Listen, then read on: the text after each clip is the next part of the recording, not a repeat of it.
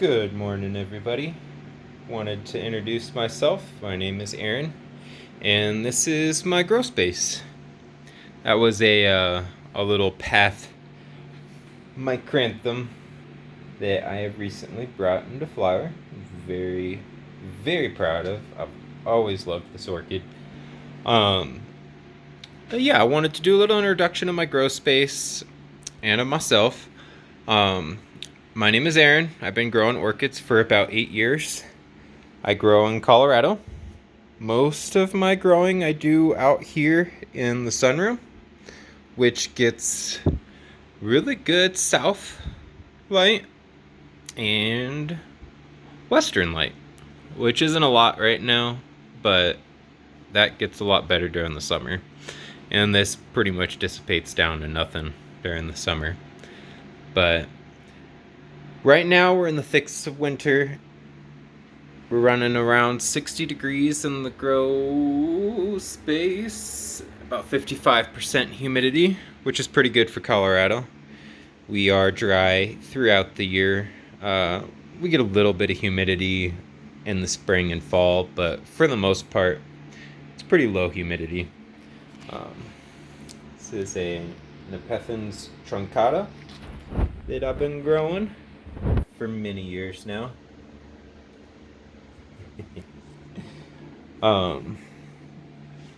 Yeah, so I run a couple of humidifiers in here just to help keep the humidity up. I run a fan year round all the time. Sometimes in the summer I'll run a swamp cooler if I think it's necessary. Usually about the coldest it'll get in here is into the low 50s. I've seen it get down into the 40s, but that was before I kind of modified things a little bit better. Hottest it'll get into the 90s, but that's for a short period of time. And again, I'll usually bust out the swamp cooler, so I'm raising the humidity and the air movement, which really helps things out. So I am obsessed with Tillandsias. And this is my Tillandsia Duratii. And he makes these gorgeous little purple flowers, and he's just started blooming, so he'll fill this whole stalk up with purple flowers. This is last year's. It's still green, and I don't like to cut green stuff. But it smells kind of like grape soda, really strong, especially once it's filled with flowers. This is a Tillandsia hybrid that I got a couple years ago. This is the first time I've gotten it to spike on my own, though. It's taken a lot of light and a good amount of watering. Even in the winter, I'm watering it almost every day. So this is my Path Fumi's Delight, which I'm growing under probably way too high of light. It didn't bloom last year, and so I don't know if each growth, has to be around for a year.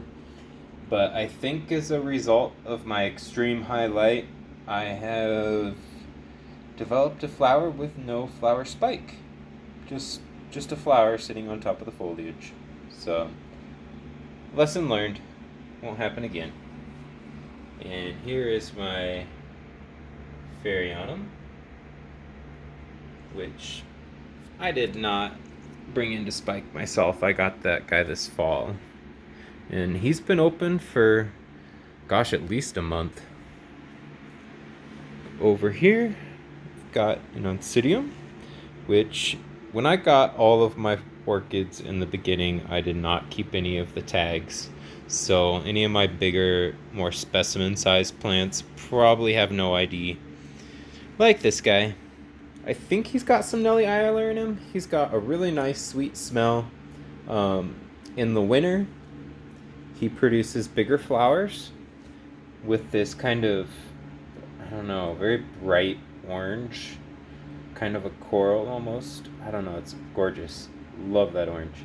And the flowers are a little bit bigger.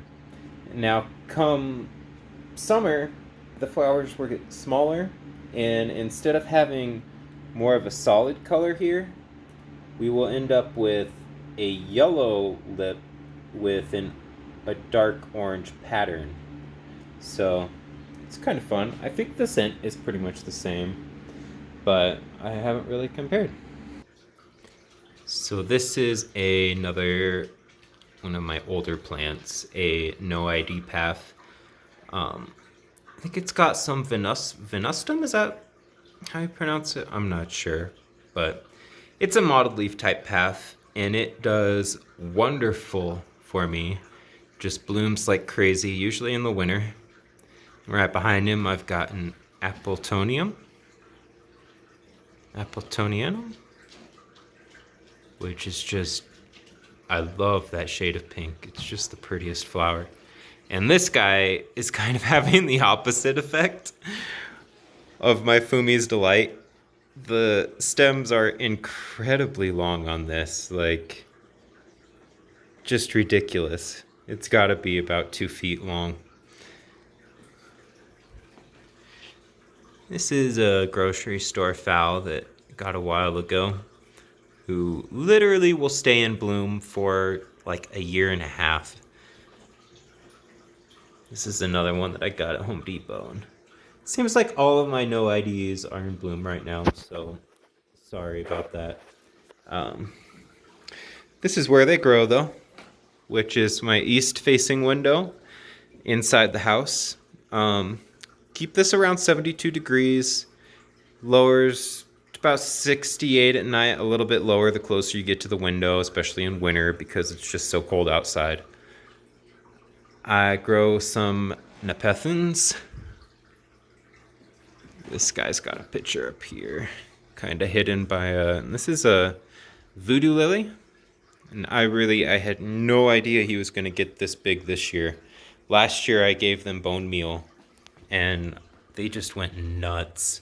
So I did not realize that it was going to get this big. I put it in this little tiny pot. And hopefully it doesn't break the pot because their bulbs get pretty big. But hopefully we get blooms on that next season. Got some phals. There's a Tillandsia that's coming into bloom.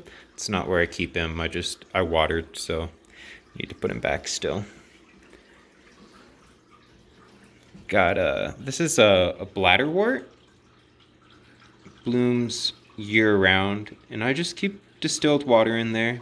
There's some moss growing in there too, and if you look really carefully, you might be able to find a little tiny Venus flytrap or two. I had some come into seed, and I threw them in there a while ago. Is that one there? Yeah, I don't know. Anyways, this is my Nepenthes Ampullera Harlequin Red. So it creates lots of little basal pitchers around the base of the plant. And right now it doesn't have any that are further away. But it's coming into the time of year that I'll start to get some. I think it's really nice red spots. So this is a Dendrobium green lantern that just eternally blooms here in the living room. Kinda like this little guy, the shimley eye, which I just recently figured out that these guys are supposed to smell, but I've never noticed a smell with mine. Not to say that it doesn't, but got some more paths down here. This guy I absolutely love. A few years ago, though, he started making indented pitchers. So the bottom of the pitcher actually dents in. And I don't know, he just seems to keep doing it, but he still blooms, so hopefully he snaps out of it someday. So thanks for sticking with me through the introduction here, and I hope to be making a lot more videos, introduce you to some more of my orchids, and share some more about the culture and care that I give my orchids. Hopefully we can expand our knowledge. Thanks. See you later.